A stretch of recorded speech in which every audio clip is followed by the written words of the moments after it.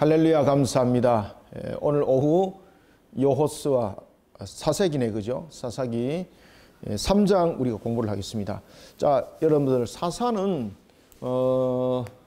그 시대에 필요에 의해서 하나님께서 세우심이죠, 그죠? 사사는 또한 사사는 제사장과 다르고 또한 선지자와 다릅니다. 제사장은 종신적으로 가는 것이었고 사사는 그 사건이 불거졌을 때 하나님께서 부르심이었습니다. 그런가 하면 또한 선지자는 하나님의 말씀을 선포하는 자로서의 모습이지만은 사사는 그렇지 않죠, 그죠? 그래서 사사는 두 가지의 큰 특징을 가지고 있죠. 사사는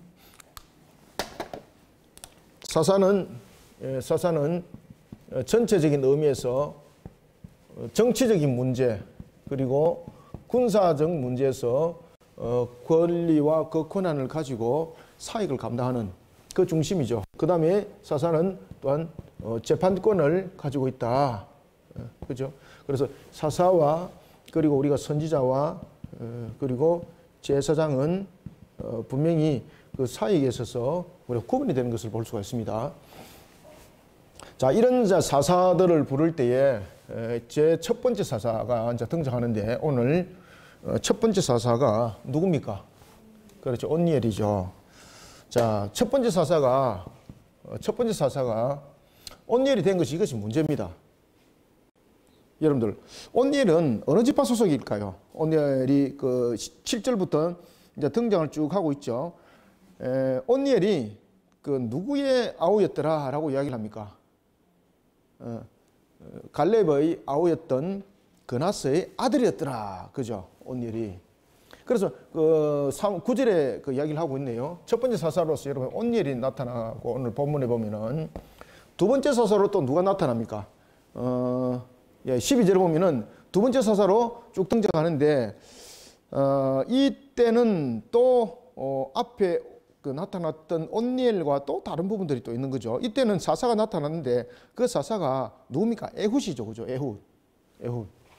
자, 두 번째 사사는 에훗인데 이 에훗은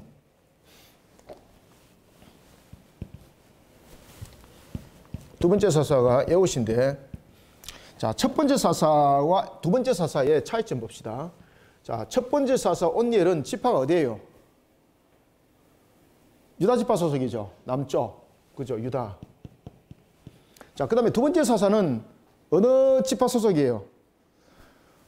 두 번째 사사는 보면은 오늘 본문에도 보면은 12절에서 쭉 12절 이하에 쭉 여러분들 한번 보십시오. 그리고 15절에서 어디 사람이라고 말하고 있습니까? 그렇죠. 베냐민 지파. 유다와 베냐민은 여러분 경계를 가지고 있죠. 지경 경계. 유다는 보면은 남쪽 지파의 사사고 그리고 베냐민은 이제 남쪽을 경계로 해서 북쪽으로 올라가는 사사가 되는 것을 우리가 볼 수가 있습니다.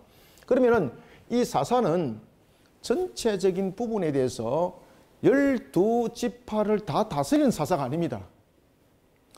사사는 그 지역적 측면을 담고 있습니다. 그래서 그 당시에는 사사시대가 있었을 때는 사사시대가 있을 때는 이 사사들은 전체적인 12지파를 다 아우러서 사사로서 그 모든 것을 이끌어가는 것이 아니라 지역적 그 한계를 가지고 있었습니다. 그리고 또한 사사가 부름을 받을 때 보면은 나중에 이제 사사에서도 이제 뒤에서 이제 연결됩니다만은 같이 지파들이 연합하는 지파가 있고 연합을 회피하고 안 하는 지파들이 있습니다. 그 왜 그런가 하면은 자기들은 이 상태에서 어려움이 없다는 것이죠. 그래서 각각의 모습들을 우리가 나타나고 있는 것을 볼 수가 있습니다. 자, 이런 측면에서 사사는 지역적 측면에서 발생이 되었습니다. 전체적인 12지파를 이끌어가는 부분의 사사가 아닙니다. 이때에 제일 먼저 문제가 생겼던 것이 있는가 하면 남쪽에 문제가 생겼다는 거죠. 남쪽. 그죠? 이게 문제죠. 남쪽은 여러분들이 잘 아시는 것처럼 이스라엘의 12지파 가운데서 가장 강력한 지파, 그 다음에 이스라엘의 12지파 가운데서 또한 제일 앞장섰던 지파, 그런가 하면 또한 12지파 가운데서 가나안 정복전쟁 가운데서 잊지 못할 한 사람이 있었죠. 바로 갈렙이 있던 지파. 이 지파가 제일 먼저 문제가 생겼다는 겁니다. 자, 그리고 이제 두 번째 사사가 등장하는데 이 두 번째 사사는 참 이게 또 기이합니다. 온니엘은 여러분 잘 아시는 것처럼 갈렙의 조카입니다. 갈렙의 조카였습니다. 자, 그런가 하면은 에웃은 이게 이제 우리가 이제 성경에는 무엇이라 나와 있습니까? 15절에 보면 왼손잡이라 나와 있죠. 그죠? 안에서 제가 또 설명 한번 드리겠습니다만은 왜 여러분 왼손잡이라고 이렇게 나왔을까요? 우리가 이제 흔히 이제 이렇게 말합니다. 오른손잡이가 아니라 왼손잡이는 이스라엘 유대 사회 속에 있었어도 소외된 자들의 모습이라. 그래서 오른손으로 사용하지 않고 왼손을 사용하는 것을 굉장히 경멸했다 그랬지 않습니까? 그런데 여기서 여러분들 이 왼손잡이라는 이 단어를 쓴 이유를 잘 아셔야 됩니다. 안에서 제가 본문에서 설명드리겠습니다. 이 왼손잡이는 우리가 단순한 왼손잡이가 아닙니다. 왼손을 쓸 수밖에 없는 조건을 가진 사람이었습니다. 자, 이런 이제 두 사사를 통해서 사사기의 내용들이 이제 전개되어지는 것을 볼 수가 있습니다.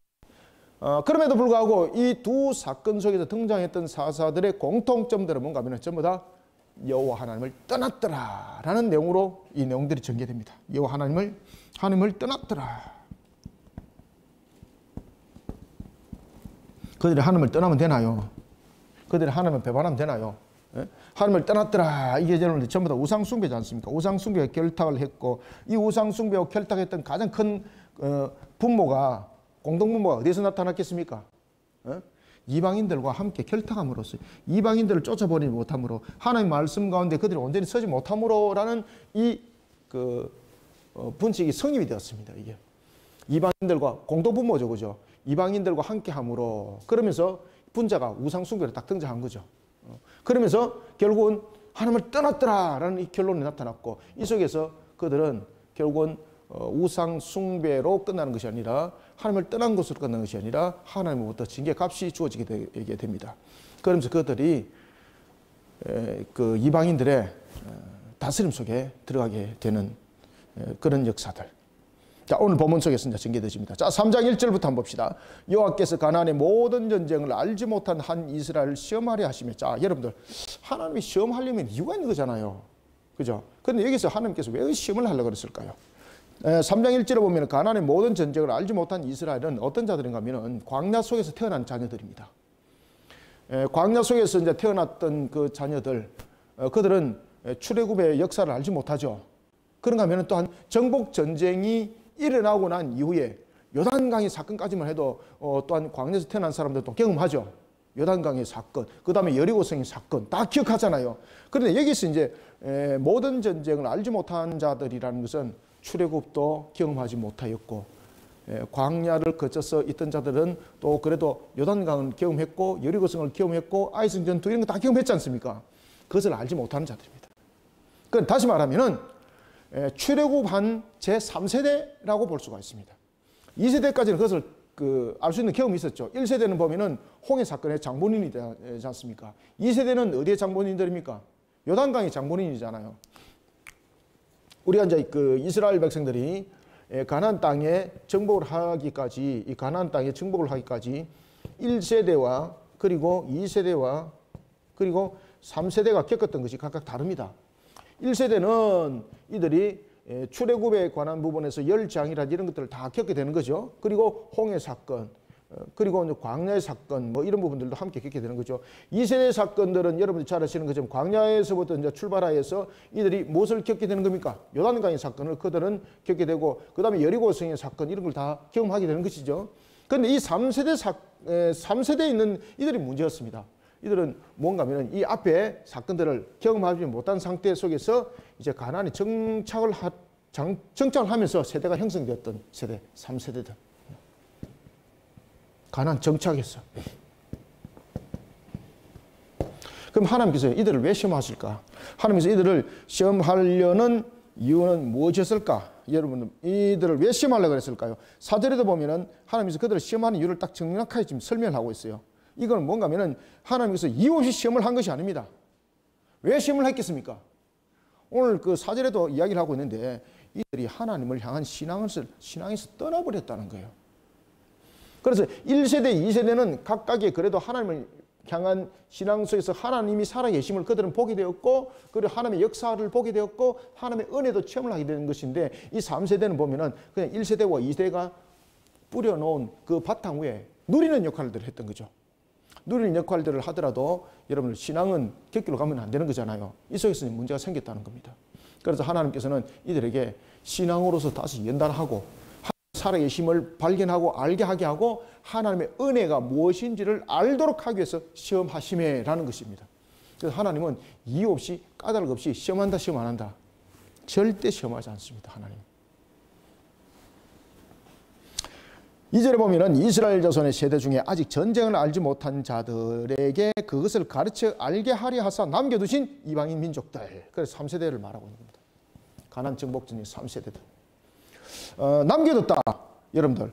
자, 보십시오. 아주 애매한 이야기를 하고 있습니다. 이스라엘 자손의 세대 중에서 아직 전쟁을 알지 못한 자들에게 그것을 가르쳐 알게 하기 위해서 남겨둔 이방 민족이 있었다. 여기서 남겨뒀다는 것은 두 가지 측면에서 의미적 해석이 주어지는데, 첫 번째는 그들이 모든 땅의 정복 전쟁을 통해서 정복 전쟁에 하나님께서 모든 것을 이루게 하셨고 이미 이기게 하셨고 이런 부분들에 대해서 그들이 끝까지 믿음의 순종을 하지 못하면서 남게 되었던 자들이 남겨둔 것이 있고, 그 다음에 하나님께서는 자, 이들을 그렇게 정복 전쟁 속에서 이스라엘의 몫으로만 남겨진 것이 아니라 다른 쪽에도 또 남겨둔 것들도 있다는 거죠. 그것은 뭔가 하면은 그들의 신앙의 객기를 가지 않기 위해서 하나님께서 회초리를 딱 둔 것이 또 따로 있었습니다. 우리가 이제 이 땅을 살아가면서 모든 것이 우리가 완전하지 못하잖아요. 그러다 보면은 우리가 또 객기로 갈 수가 있는 거지 않습니까? 그래서 이제 객기로 갈 때 때로는 말로서 권면하기도 하고, 말로서 권면했을 때 안 들었을 때는 옆에 무엇을 둡니까? 그래서 회초리를 두는 거지 않습니까? 그죠? 딱 그 회초리로서 하나님께서 도구로서 남겨둔 이방인들이 있었습니다. 그들에 의해서 나중에 다 짓밟으면 당합니다. 하나님으로부터 회초리를 또는 자신들이 남겨뒀던 그 찍기에서 자신들이 완전히 거기서 뒤말리게 되는 것입니다. 특히 여러분 잘 보십시오. 하나님께서 회초리로 남겨뒀던 이방인들을 통해서 이스라엘이 지금 병들었을까요? 자신들이 남겨둔 찍기로 인해서 병들었을까요? 찍기입니다. 찍기. 하나님께서 회초리로 남겨뒀던 그 이방인들을 통해서 문제가 생긴 것이 아니라 자신들이 남겨놓던 찍기가 문제였습니다. 우리가 여러분 보시면 청소를 잘 안 하고 들이 누웠습니다. 그러면은 그 들이 누운 자리에 누가 더러워집니까? 더러 누워. 예, 들이 누우나 더러 누우나 그러면 똑같은 말입니다. 예, 우리 알아듣죠, 그죠? 네, 우리 다 알아듣고 있습니다, 지금.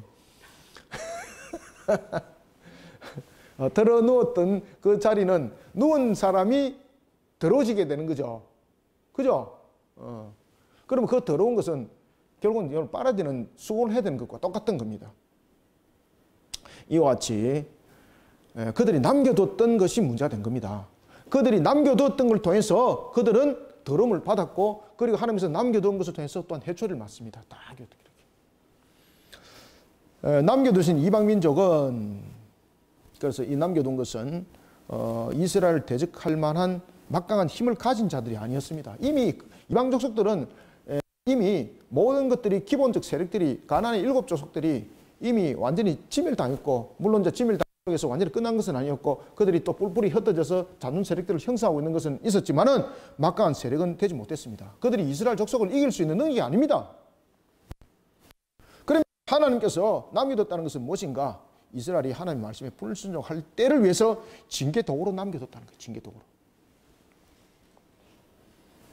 3절 블레셋의 5 군주들과 모든 가나안 족속과 시돈 족속과 바알 헤르몬 산에서부터 하맛 입구까지 레바논 산에 거주하는 히위 족속이라 남겨두신 이 이방 민족들로 이스라엘을 어떻게 하사? 시험하사. 자, 앞에도 제가 1절에서 말씀드렸습니다. 하나님께서 시험하시는 것은 까닭 없이 시험하는 것도 아니죠. 그럼 이들이 시험을 당할 이유는 무엇입니까? 3세대이기 때문에 시험 당했다? 아닙니다, 여러분들. 3세대 가운데도 신앙 잘하는 사람이 있습니다. 그죠? 그러면은 왜 이와 같은 시험을 당했을까라는 겁니다. 이 공식이 성립된 겁니다. 이방인의 문화에 이들이 동화되어 버린 겁니다. 이방인의 문화에. 이방인의 문화에 동화되면서 우상과 함께 결탁하고 이것이 하나님을 떠난지 안 떠난지도 모르고 그렇게 삶을 살아가는 그들이었습니다. 그러면서 그들이 하나님을 떠나버린 신앙 가운데 세워진 것, 이런 상태가 되어버렸기 때문에 하나님이 시험하사라고 말하는 겁니다. 그래서 여기서 시험하는 것은 이유 없는 시험이 아니라 하나님이 그들을 미워하는 게 아니라 이들은 제3세대이기 때문에 시험이 된다, 이것이 아닙니다. 3세대들 가운데서도 여러분 신앙이 있는 사람들 왜 시험합니까? 시험할 이유가 없는 거지. 전쟁을 겪어보지 못했기 때문에 시험하는 아닙니다. 여기서 시험하는 이유는요, 그들이 신앙을 떠났기 때문입니다. 신앙을 떠났기 때문에. 5절, 그러므로 이스라엘 자손은 가나안 족속과 헷 족속과 아모리 족속과 브리스 족속과 히위 족속과 여부 족속 가운데 거주하며, 자, 여기서 이제 딱 문제인 거죠. 자, 그러면 그들이 떠난 이유가 무엇인가라는 것입니다. 그들이 결국은 떠났다는 것은 뭔가 하면은 이방인들 속에 동화됐다는 이야기입니다. 동화. 그들의 문화 속에, 특히 여러분들 정착 민족들, 그리고 어떤 우상 숭배자들이 보면 문화가 화려해요. 그죠?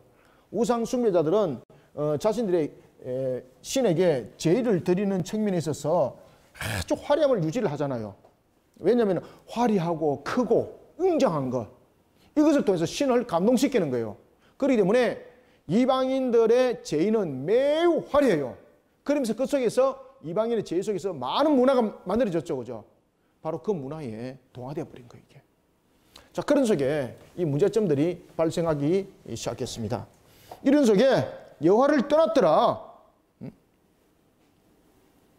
그들 가운데 거했더라. 여기서 이제 히위 족속과 여부스 족속 가운데 거했더라는 것은 그들과 함께 살았기 때문이 아닙니다. 그들과 함께 살았기 때문에 문제가 됐다, 이게 아니에요. 여기서 말하고 있는 그들 가운데 거주했다라면은 거주원데 가운데 거주했다라는 것은, 이것은 그들과 함께 살은 것이 문제가 된다, 이게 아닙니다. 함께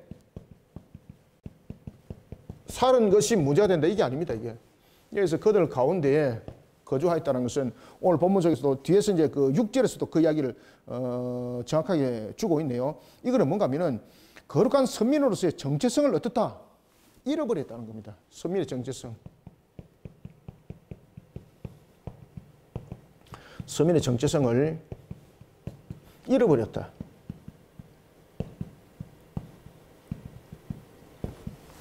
함께 살았기 때문에 문제되는 것 아닙니다.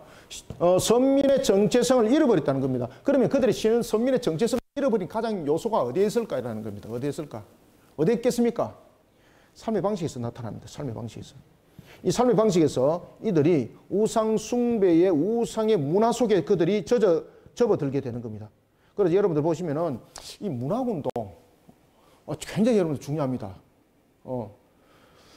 문화라는 측면을 굉장히 고대 역사 속에서 잘 알고 정복전쟁 속에서 이것을 잘 사용했던 사람이 누가 하면은 알렉산더입니다. 알렉산더. 그는 40이 안 돼서 노상에서 그 질병이 걸려서 죽거든요.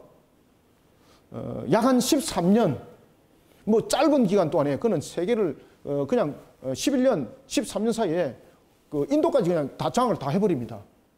그때에 그가 지나왔던 자리에 그가 항상 남겼던 것이 무엇입니까? 언어를 비롯한 문화입니다. 문화. 그래서 그 헬라 문화가 지금도 영향이 있잖아요. 여러분들요. 아시겠습니까? 지금도 영향이 있지 않습니까? 그래서 우리가 헬라어를 쓰지 않습니까? 고대 학문들을 연구하려고 그러면 헬라어는 필히 연구를 하셔야 돼요. 여러분들요. 안 그러면 고전이 읽어지질 않아요. 문화 참으로 중요하거든요. 이런 속에 녹아버리면은 정신이 그 속에 스며들게 되고 삶이 그 속에서 만들어지고 엮어지게 되는 겁니다. 그러다 보니까 정체성을 잃어버리게 되는 거예요. 정체성을. 신앙의 정체성을 잃어버리게 되는 거예요. 이런 모습이 됐다는 겁니다. 이것이 문제가 됐다는 겁니다. 그러면은 그런 신앙의 정체성을 잃어버리는 측면에서 나타났던 것이 바로 뭔가 하면은 그들의 딸들입니다. 자, 그들의 딸들이라는 것은 무엇을 말하고 있는가 하면은 바로 육신의 정욕이 앞섰던 것, 또는 그들의 딸들이라는 것은 그들의 문화 속에 젖어들었던 것들, 이것을 전부 다 합쳐서 그들의 딸들이라는 개념 속에 있습니다. 특히 이제 그들의 딸들이라는 것은 단순한 여자를 말하는 것 아닙니다. 여기서 말하는 이제 딸들이라는 것은 이 딸들이 우상의 문화와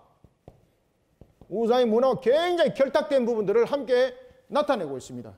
여인들이 옷이 화려하지 않습니까? 그 다음에 여인들을 통해서 일어나고 있는 우상의 신전의 제의관계 문제들, 이런 부분들 전부 다 딸들이라는 이 단어 속에 전부 다 성립이 되거든요. 그래서 그들의 딸들마저 아내로 삼았고, 자기 딸들은 어떻게? 아들들에게 주고. 그래서 여기서 이제 딸들, 아들들, 이거는 전부 다 그들의 문화 속에서 동화된 이런 부분들을 함께 담고 있습니다. 그래서 신앙의 정체성을 잃어버렸다는 거예요. 신앙의 정체성. 여호와의 신앙을 가지고 있는 자, 그 다음에 우상 숭배를 가지고 있는 자, 이렇게 해서 동화작용이 일어나면서 우상 숭배 속에 이들이 결탁되어지게 되었고 그들의 신앙을 받아들이게 되었고 이러면서 사람들이 그렇게 믹스를 이루어가는 겁니다. 특히 여러분들 우상 숭배자들은 보면은 삶의 방식에 하나하나에 보면은 우상의 문화들이 젖어들어 있잖아요. 우리 기독교에서는 여러분 잘 아시는 것처럼 어떤 음식을 가지고 우리가 어떤 문화를 만들려고 이런 건 없잖아요. 그런데 우상 숭배자들은 보십시오. 우상 숭배자들은 보면은 예를 들어서 동지 섣달에 팥죽을 끓여야 된다. 이런 것들 있잖아. 그죠? 그 다음에 정월 대보름 날에 달집을 태워야 된다. 이런 거 있지 않습니까? 그죠? 이런 전부 다 귀신과 관계되어 있고 그 다음에 1년에 자기의 그 더러운 그런 액군 이런 전염병 이런 걸 다 불태워서 없앤다는 그런 의미를 다 가지고 있는 그 하나의 제의를 갖고 있지 않습니까? 이런 부분들 그 문화 속에 다 있는데 이 속에 이제 동화되어 버리는 거죠. 그것이 딸들, 아들들 이 속에 전부 다 설명되어 주고 있습니다. 이게. 그들의 딸들을 맞아 아내로 삼으며 자기 딸들을 그들의 아들들에게 주고 또 그들의 신들을 섬겼더라. 이게 이제 우상 숭배가 내 우상을 믿겠습니다 이렇게 된 것이 아니라 내가 여호와 하나님을 섬긴다고 하면서 우상 방식이 속에 들어오는 겁니다. 그럼 예를 들어서 제가 아까도 이제 말씀드렸던 조금 전에도 말씀드렸던 것처럼 그런 부분들이 그런 부분들이 있습니다. 그것은 뭔가 하면은 이제 교회 속에서 있으면서 개인하게 다른 날 다 나눠놓고 꼭 교회 동지딸에 교회에서 팥죽 끓여 먹고 일하는 것들 있지 않습니까? 이런 짓은 하면 안 됩니다, 여러분들요. 이런 동화들이 일어났던 겁니다. 이러면서 이제 무너지기 시작했습니다. 이러면서 무너지기 시작하면서 이스라엘이 하나님으로부터 회초를 맞는 겁니다. 이것이 이방인들의 다스림 속에 들어갔던 겁니다. 1절 이스라엘 자손이 여호와의 목전에 무엇을 행했더라?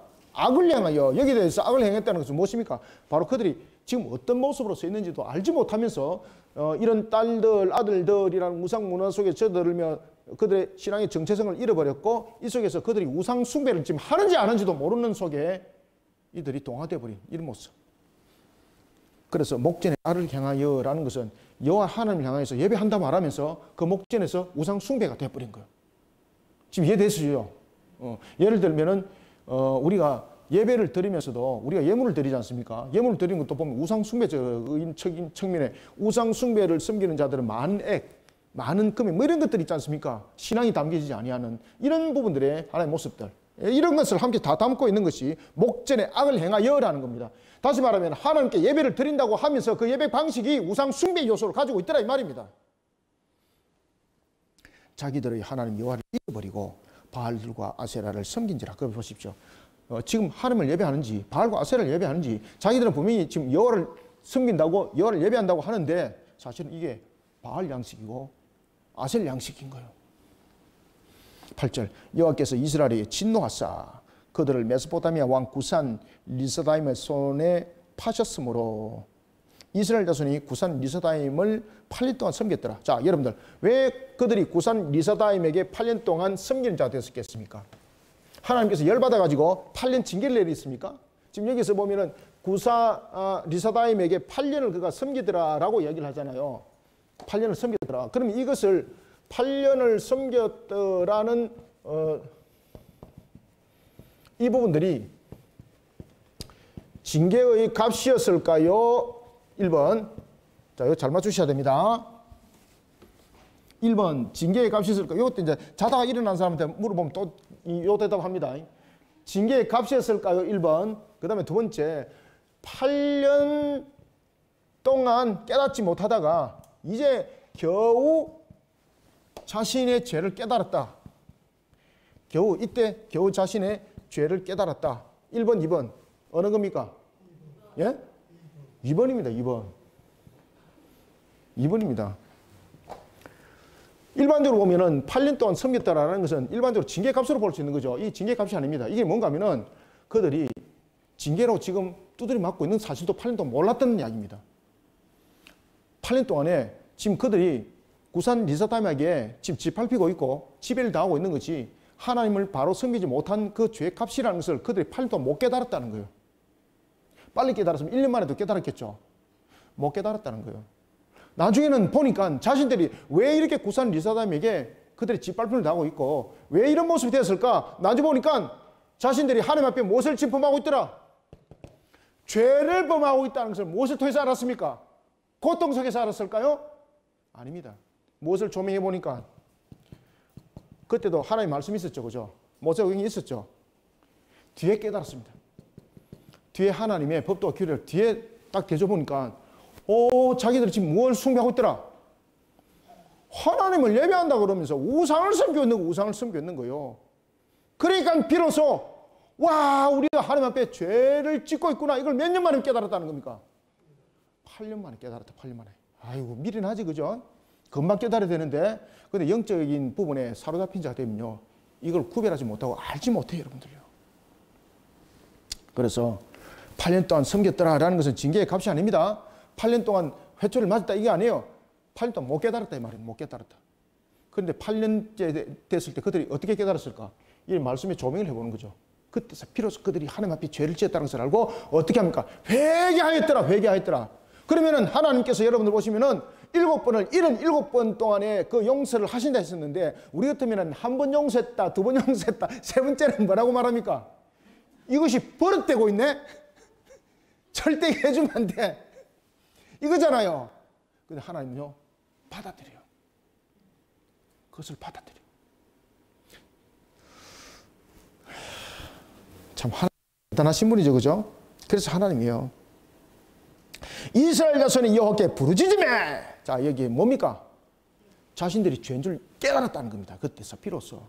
여러분들, 그때 하도 많이 두드려 맞다 보니까 눈이 번쩍해갖고, 이거 내가 죄지었구나. 이게 아닙니다, 여러분들. 깨달았으면 깨달을 근거가 있는 겁니다. 그들은 7년 동안, 8년 동안 지금 죄인 줄 몰랐다는 것이죠. 결국 법도와 규례를 그들이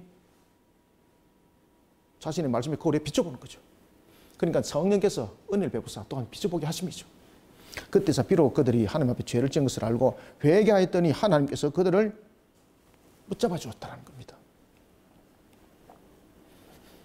8절, 9절, 이스라엘 자손이 여호와께 부르짖으매. 그래서 자신들이 하나님 앞에 얼마나 악한지 그것을 깨달았는데, 그것이 말씀이 아니었다면은, 고통의 도구가 사용됐더라면은, 고통만 있었다면은 못 깨달았다 이 말입니다. 그래서 하나님의 말씀이 이미 가볍게 여겨지고 있다는 것을 그들이 알고 있다는 것, 깨달았다는 겁니다. 야, 우리가 하나님의 말씀을 가볍게 여겼구나. 아시겠죠? 이걸 깨달았다는 겁니다. 그래서 부르짖으매라는 것은, 회개는 항상 무엇이 유발되는 겁니까? 회개라는 것은 인격적 측면에서 유발되는 것이 이 속에 나타나는 것인데, 이것이 두들기 맞아갖고 되는 것 아닙니다, 이거. 그래서 이게 말씀이 함께 조명되지만이 인격이 뒤집어지는 겁니다.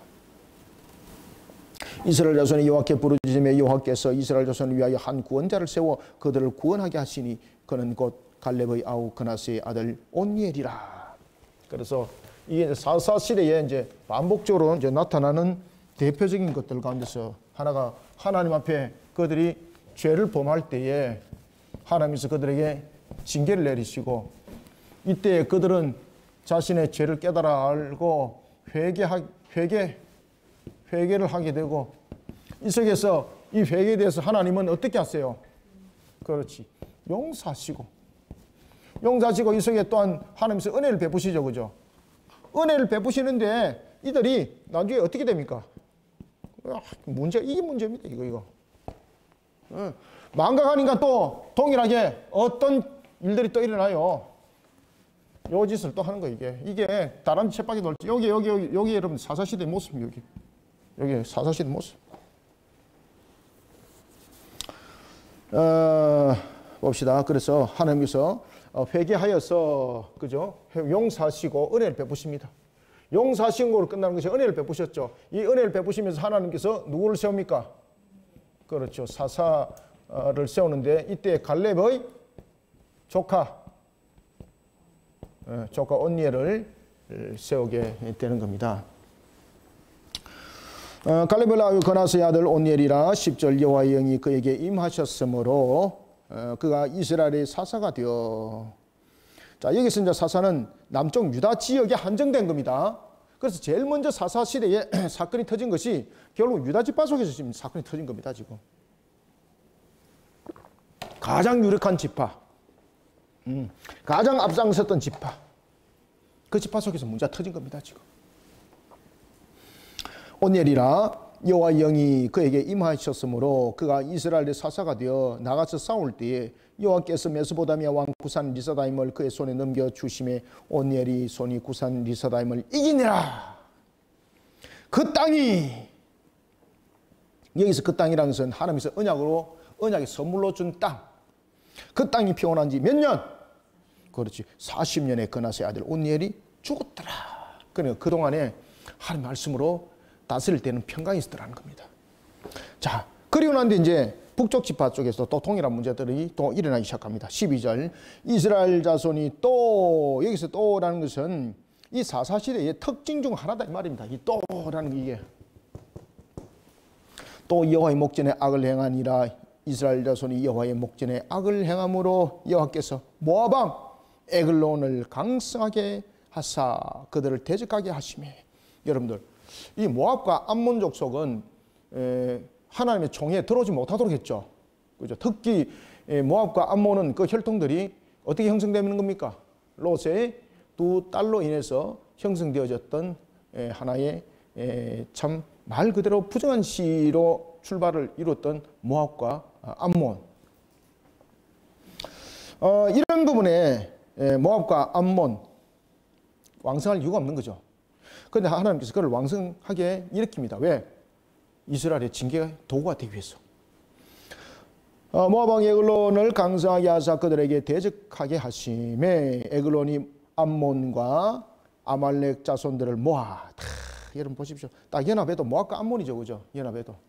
모압과 암몬이 연합합니다. 에글론이 암몬과 아말렉 자손들을 모아 가지고 와서 이스라엘 쳐서 종려나무 성읍을 점령한지라. 이에 이스라엘 자손이 모압 에글론에 몇 년 동안, 몇 년입니까? 18년. 그죠? 18해. 18년 동안 섬겼다. 18년 동안. 18해. 끔찍하죠. 그죠? 끔찍하죠. 이때까지만 해도 그들은 자신들의 모습 속에서 자신들이 하나님 앞에 어떤 모습이 되었는가를 제대로 깨닫지 못하고 있었다는 것입니다. 18년 동안. 그래서 여러분들 영적 무감각, 영적 무지 이런 부분들이 얼마큼 심각한가를 여러분 잘 깨달으셔야 됩니다. 자, 이때 이제 비로소 깨달았습니다. 15절 이스라엘 자손이 여호와께 부르짖음에 회개. 그들이 비로소 깨달았다는 거죠. 그죠? 많이 두들겨 맞았기 때문에 깨달은 것도 아닙니다. 이것도 이제 말씀이 조명되어지면서 그들이 하나님 앞에 어떤 죄를 범하고 있는지 알게 됐다 이 말입니다. 부르짖음에 여호와께서 그들을 위하여 한 구원자를 세우셨으니 그는 누구더라? 베냐민 사람 게라의 아들 왼손잡이 에웃이더라. 이 참 왼손잡이. 이걸 여러분들 각자의 성경책에 잘 기록해 놓으세요. 교회 성경책에 기록하지 마세요. 어떤 분들 제가 몇 번 말씀드렸죠. 우리 교회 이제 예배를 드리러 오신 분이 제가 이제 요거 성경책 꼭 메모해 놓으세요. 그러니까 우리 교회 성경책에다 메모해 놔고 나 탁 덮어놓고 가버리더라고. 여기서 에웃은 특히 이제 왼손잡이인데 그는 나면서부터 왼손잡이가 아닙니다. 그는 왼손잡이인 이유가 뭔가 하면은 오른쪽 손이 장애입니다. 장애. 오른쪽 손이 장애가 되어서 쉽게 말하면은 오른쪽 손이 말라가지고 오른쪽 손을 못 쓰는 겁니다. 이게.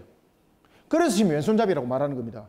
이게 한글로서 왼손잡이를 번역했는데 히브리어로서는 정확하게 제가 쓴 이 단어를 딱 쓰고 있습니다.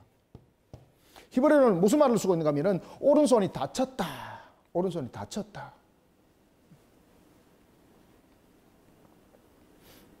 그래서 왼손잡이는 이것은 왼손 나면서부터 오른손을 사용하는 것이 아니라 우리가 왼쪽잡이 이런 왼쪽잡이 아닙니다.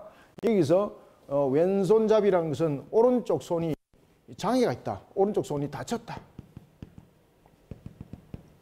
오른쪽 손이 장애가 있다 이 말입니다.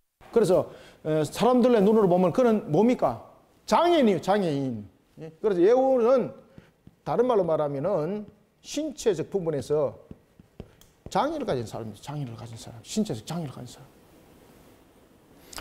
베냐민 사람 게라의 왼손잡이 에웃이라. 이스라엘 자손이 그를 통하여 모압 왕 에글론에게 공물을 바칠 때. 자, 그러면은 여기서 왼손잡이가 지금 등장하고 있는 이유는 무엇입니까? 하나님께서 이러한 사람을 사용한 것을 통해서 우리에게 두 가지 사실을 밝힙니다. 첫 번째는 부족한 사람이라 할지라도 하나님은 자신의 뜻을 이루는 것에 그를 사용하면 역사는 일어난다는 것이고, 두 번째는 이스라엘 백성들이 전혀 예상하지 못한 방법으로 하나님은 구원의 길을 열어가셨다 이 말이에요.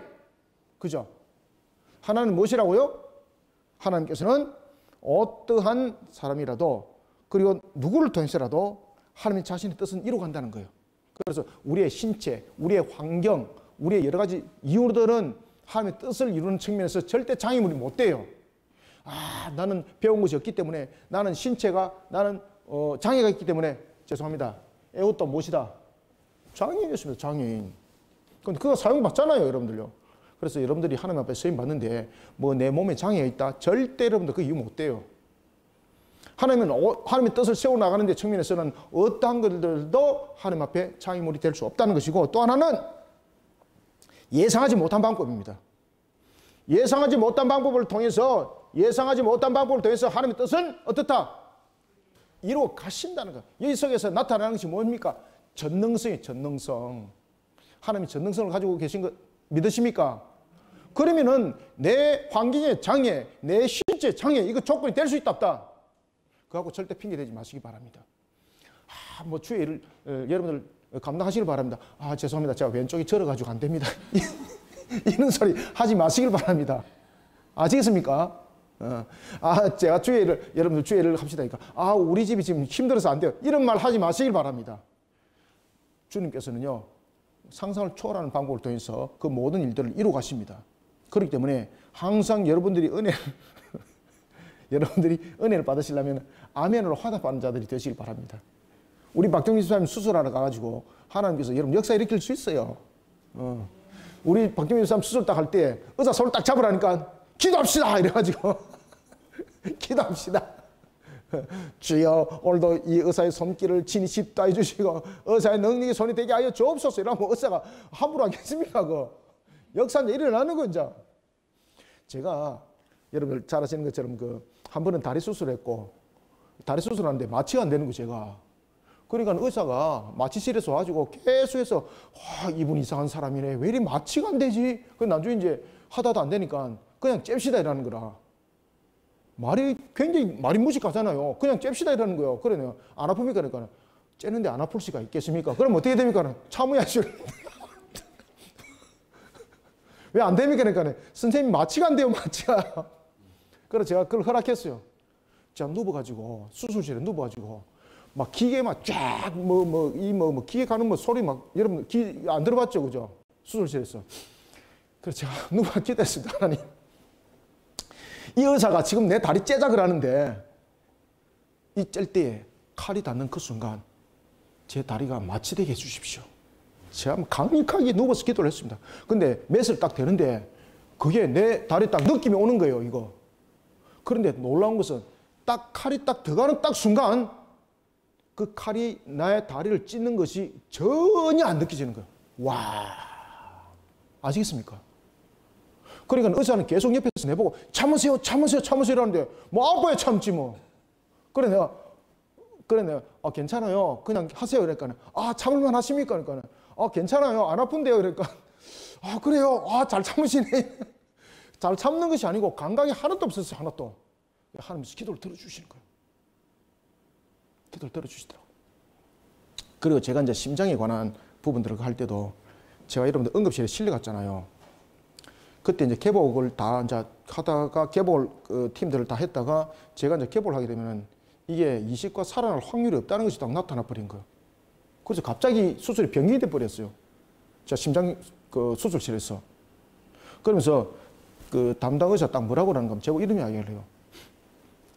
제가 목사니까 아니까 목사님 제가 오늘 모험을 하겠습니다. 딱 이렇게 하는 거예요. 저보고 누워 있는데. 그러면 내가 무슨 이야기를 하는 겁니까? 당신 죽을 수도 있습니다. 이 뜻이거든요. 그래서 제가 마음이 평강이 있더라고요. 그래서 내가 뭐라고 말했는가 하면 네 교수님 집도하십시오. 제가 기도하겠습니다. 그럼 제가 계속 기도하고 있었어요. 그래서 제가 이제 중환자실에 이제 회복실에 딱 들어가니까 레지던트들이 저를 인수인계를 딱 하면서 제가 딱 깨어 있었거든요. 레지던트 인수인계를 딱 하면서 뭐라고 말하는가 하면 오늘 이 환자 큰일 날 뻔했다. 죽을 뻔했다. 근데 이 환자 진짜 놀랍더라. 진짜 이 환자 대단하더라. 그래 내가 눈물이 나더라. 그래 내가 뭐라고 했는가 하면 속으로 야 이놈들아 내가 그래도 하나님이 붙잡아놓은 목사니까 내가. 여러분들 우리는 항상 하나님을 부르짖는 자들이 되어야 됩니다. 아시겠습니까? 신앙으로 부르짖는 자들이 되어야 돼요. 신앙으로. 에웃을 사용을 합니다. 장애인이었습니다. 우리는 우리의 어떤 것들도 이유가 될 수 없어요. 여러분들요. 에웃이 16절 에웃이 길이가 한 규빗. 한 규빗은 몇 센치예요? 45cm죠. 그죠? 규빗은 팔꿈치에서 어디까지나? 여기까지. 그래서 규빗은 아이들은 규빗으로 안 정해요. 왜 그렇습니까? 자라나면서 크기가 변하니까. 그리고 이제 성전의 규빗은 여기서 한 뼘이 더 플러스 되는 거예요. 여기서 성전의 규빗은 여기서 한 뼘이 이렇게 더 올라가는 거예요. 그것을 성전 규빗이라고 말한다. 그래서 성전 규빗이 대체로 보면은 55cm 정도가 성전 규빗이에요. 일반 규빗은 45cm고 성전 규빗은 약 한 55cm가 성전 규빗이에요. 자, 그러면은 지금 에웃이 약 한 45cm 되는 칼을 여기다 딱 숨긴 거예요. 여기다 숨기는데 여기는 어느 쪽입니까? 오른손이 장애를 가지고 있는 쪽이에요. 그러면은 지금 모습이 딱 요래 된 거예요. 이렇게 딱 돼가 있으니까 사람들이 여기에 대해서 경계를 한다 안 한다? 경계를 안 하는 거예요. 그럼 에웃이 요 안에다 칼을 딱 숨기는 거예요. 눈으로 볼 때는 와 장인이다. 그 다음에 손이 이렇게 돼 있다. 이 가지고 무슨 공격을 하겠습니까? 그러면 대체로 검사하는 것은 이쪽이 어디 뭐 검사를 할 것 아니에요. 그냥 설렁설렁 했더라는 것입니다. 에웃에게 공물을 바치러 갔을 때에 그를 암살하려고 했던 사람들이 얼마나 많았겠습니까? 그죠? 그런 상황들이었고 당시 그런 시대였으니까. 그러니까 그런 부분들에 이 장애인을 딱 보는 순간 경계를 그들이 놓아버렸더라는 것입니다. 하나님이 그것을 사용한 거죠. 자, 16절. 에웃이 길이가 한 규빗 되는 좌우의 날선 칼. 좌우의 날선 칼이라는 것은 양날의 금입니다. 그죠? 자, 여러분들 칼이 찌를 때에 단면이 되는 것은 베는 역할이고 찌르는 것은 양날의 금이에요. 우리가 이제 군에 있을 때도 보면은 단면의 칼이 있고 양면의 칼이 있잖아. 그죠? 양면의 칼이.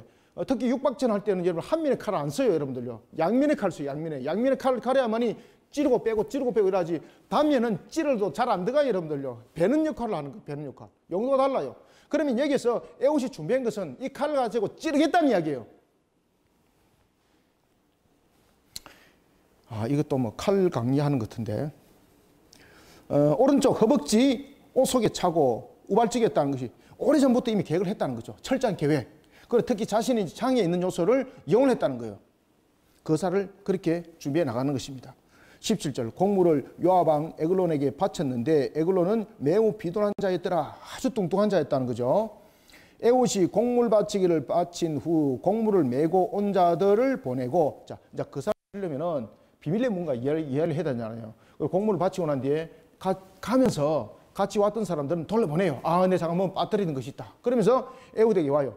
에웃이 여러분들요, 에글론이 굉장히 이 사람이 몸은 비하지만은 좀 예민한 사람이었고, 그리고 굉장히 은밀한 부분에 대해서 관심이 많은 사람이었어요. 에웃이 이걸 딱 이용하는 거죠. 18절. 에웃이 곡물 바치기를 마친 후에 곡물을 메고 온 자들을 보내고 19절. 자기는 길갈 근처 돌 떠는 곳에서부터 돌아와서 이르되 왕이여 내가 무엇 은밀한 일을, 왕이 관심 있는 내용이에요. 이게 은밀한 일을 왕에게 아뢰려 하나이다 하니 왕이 명령하여 조용히 하라 하며 모셔선 자들이 다 물러간지라. 이제 자신은 이제 경호원들 다 물러가라 그런 거예요. 경호원들. 20절. 에웃이 그에게로 들어가니 왕은 서늘한 다락방에 홀로 앉아 있는 중이라. 여기서 서늘한 다락방은 무엇인가 하면 당시에 메소포타미아 팔레스타인 지역에는 굉장히 덥지 않습니까? 그러면 이 팔레스타인 지방에는 보면은 그 열기로 인해서 굉장히 뜨거웠던 그 지붕 위에 이런 옥탑처럼 시원한 방을 이렇게 하나를 뒀다는 거죠. 지금 그 방에 지금 왕이 들어가 있었다는 것이죠. 서늘한 방에 홀로 앉아 있는 중이라. 에웃이 이르되 내가 하나님의 명령을 받아 왕에게 아랠 일이 있나이다 하매 왕이 그의 자세에서 일어나니. 은밀한 내용이 무엇인지 굉장히 궁금했겠죠. 자, 여러분들 지금 이 말은 무슨 말인가 하면 지금 에웃이 여기 있는 거예요. 지금 에웃이 여기 있고 왕이 지금 여기 있는 거예요. 에글론이. 그러면 에웃이 지금 왕을 공격하려고 그러니까 자기가 메뚜기처럼 점프하고 할 수도 없는 것이고, 지금 뭔가의 왕으로 하여금 경계를 풀고 왕이 자기 근처에 와야만이 되는데 지금 자기가 왕의 배 근처에 갈 수가 없어요. 그래서 이 에글론이 굉장히 관심 있게 하고 굉장히 관심 깊게 하는 것이 무엇인지를 에옷은 잘 알고 있었던 거죠. 그러면서 이렇게 말해요. 내가 은밀한 말을 이야기를 할 것이 있습니다. 하나님께서 왕에게 하시고자 하는 그런 말씀이 있습니다. 왕에게 아릴 말이 있습니다. 그러니까 왕이 은밀한 내용이 무엇인지 궁금했던 거예요. 그러니까 그가 보좌에서 이렇게 일어나가지고 에웃에게 갔다는 이야기입니다. 지금 이게. 그때 에웃은 망설이지 않습니다. 그때 에웃이 왕에게 말하는 채 하면서 왼손을 가지고 오른손 자루에 넣어가지고 바로 그냥 찔러버린 거죠. 이렇게. 왼쪽이 이렇게 간 것이 아니라 이렇게 잡아가지고 바로 이렇게 찔러버렸다는 이야기죠. 그래서 복부를 바로 찔러버렸다는 거죠. 복부를 얼마큼 힘차게 찔렀는가 하면은 한 방에 이를 죽이지 못하면은 자신도 살아남지 못한다는 각오를 가지고 있는 힘을 다해서 찔렀는데 창자가 안에 터져가지고 이 칼이 45cm 칼이 등이 삐져나올 정도로 얼마큼 세게 찔렀는가 아시겠죠? 그래서 그냥 쿡 찔른 것이 아니라 얼마나 세게 찔렀는데 이런 뚱뚱한 배가 45cm 칼이 밖으로 등짝 밖으로 나올 정도로 에옷이 크게 찔렀다는 이야기죠. 그래가지고 이 왕이 찔릴 때 충격을 받아 똥을 싸버려요. 그러면 얼마큼 지금 세게 찔리는 거 알겠죠, 그죠? 에옷에서. 그러니까 몸을 실었으면 쉽게 말하면 온몸을 실어서 어퍼컷을 날렸다 이 말이죠. 그래가지고 왕이 그 찔리는 충격에서 똥을 싸버린 거예요. 21절 에웃이 왼손을 뻗쳐 그의 오른손 허벅지 위에 칼을 빼어 왕의 몸을 찌르며 칼자루도 나를 따라 들어가서 그 끝이 등 뒤까지 나갔고 아시겠죠? 45cm가 이 두께가 45cm가 엄청나게 지금 깊숙하게 지금 칼을 찔렀다는 이야기예요. 지금 엄청나게 세게 그때에 똥을 싸버리는 겁니다. 칼자루도 나를 따라 들어가서 그 끝이 등 뒤까지 나갔고 그가 칼을 그의 몸에서 빼내지 아니하였으므로 기름이 칼날에 엉켰더라. 에옷이 현관에 나와서 다락문들을 뒤에서 닫아 잠그니라. 잠그는 것은 자물쇠가 아닙니다. 뭐 열쇠가 잠고 이런 것 아닙니다. 이때는 고대 때는 이때는 자물쇠라든지 이런 것들이 별도로 이렇게 없었어요. 그러니까 끈으로 묶어 잠궜다는 이야기입니다. 24절 에옷이 나간 후에 왕의 신하들이 들어와서 다락문이 잠겼음을 보고 이르되 왕이 분명히 서늘한 방에서 그의 발을 가리우신다고. 그러니까 이 대체로 이제 서늘한 방에서 왕이 용변을 본다 이렇게 생각했습니다. 왕이 뭐 화장실 별도로 갈 일 없어요. 그래서 이제 냄새가 밖에서 냄새가 났던 거죠. 무슨 냄새가 났다? 대변 냄새가 났다는 거예요. 그러면 에옷이 찌를 때 얼마큼 배를 세게 찔렀는지 이 배가 풍 충격을 받아가지고 그냥 샀다는 이야기예요. 그냥 이해되시죠? 엄청나게 세게 찔렀다는 이야기죠. 그러니까 이렇게 뚱뚱한 배가 45cm 칼이 완전히 통과될 정도면은 얼마큼 세게 찔렀다는 이야기예요. 이거.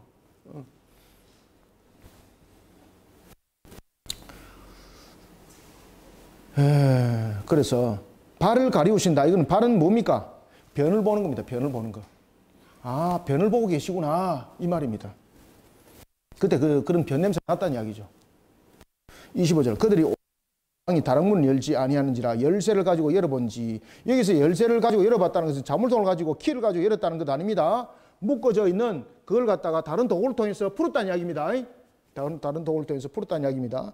여러분 즉 그들의 군주가 이미 땅에 엎드려서 죽었더라. 그들이 동안에 에오디어 돌 곳을 지나 스이라로 도망하니라. 그가 이르되 에브라임 산지에서 나팔을 불매. 여기서 이제 소집을 하는 거예요. 에옷이 양 나팔을 불어서 군대를 소집하는 겁니다. 나팔을 불매 이스라엘 자손이 산지에 내려오니 에옷이 앞서가더라. 장인인데 앞서갑니다. 신체가 조건이 될 수 없는 겁니다. 이유가 될 수 없습니다. 그들에게 이르되 나를 따르라.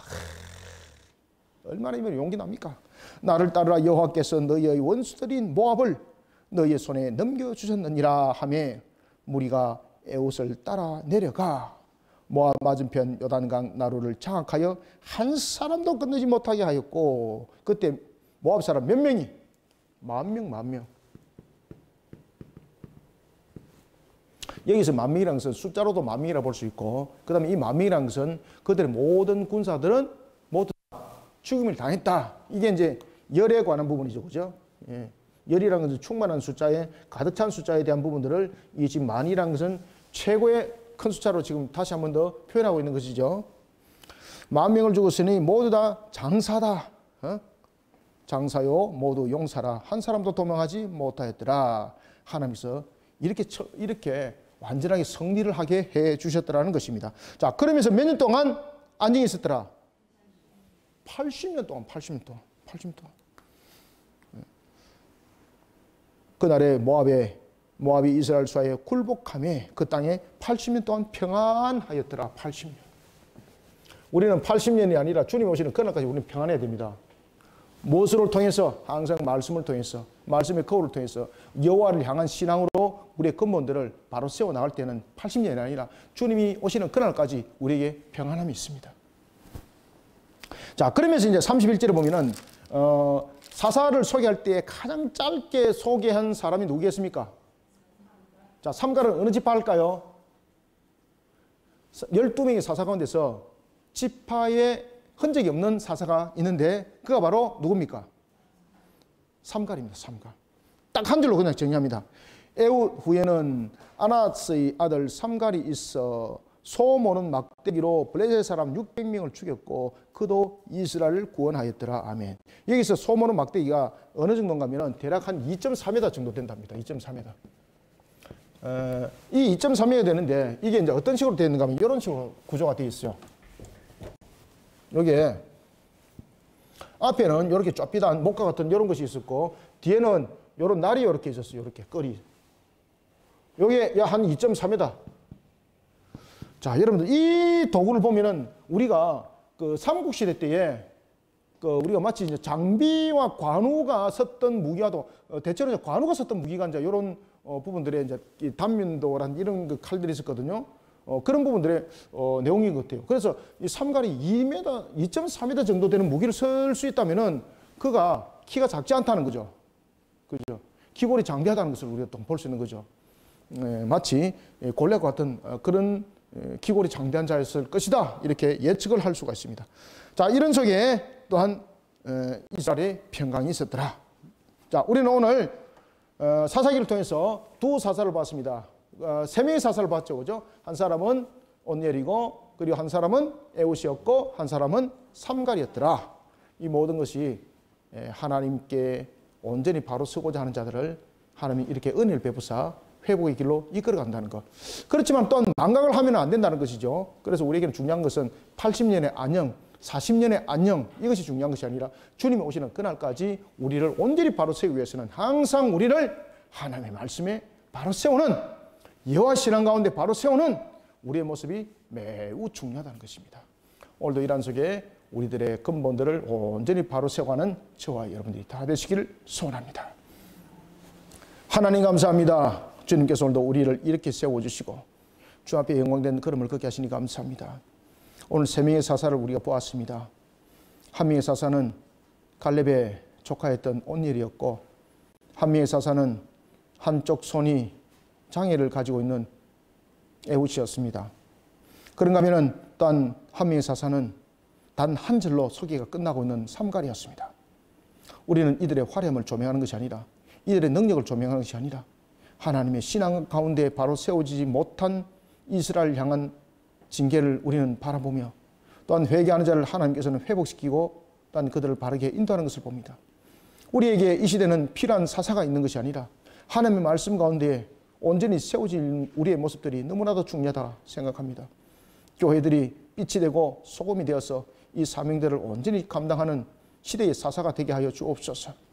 우리 걸심교회 하나님께서 바티서 사역들을 통하여 이 모든 사명들을 은혜롭게 잘 감당하게 도와주시옵고, 이 시대는 참으로 능력 있는 사사가 요구되어지는 것이 아니라 하나님의 말씀을 바르게 조명하는 것이 너무나도 중요한 것이오니 우리가 빛과 소금으로 그 역할들을 바티서 사역을 통해서 잘 이끌어갈 수 있도록 하나님 도와주시옵소서.